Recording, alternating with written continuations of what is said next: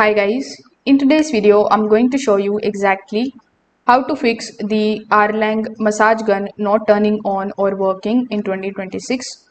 So first of all you need to check the battery status and the main power switch. So the battery status will be displayed on this particular screen. Some of the models have a base power switch that must be turned on before using the button.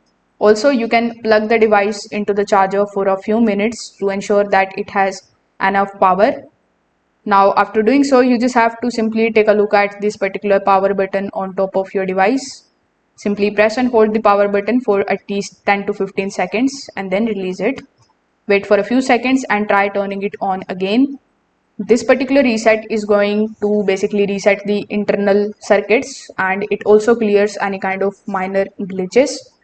Afterwards, you just have to remove the massage head attachment and see if it is not too tight or misaligned. So if the device was used for a long time, it may have entered into the overheat protection mode. So you just have to basically wait for some time and let it cool down, and then you can try all of these steps again if it is still not turning on.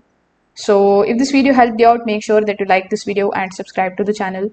Thanks for watching.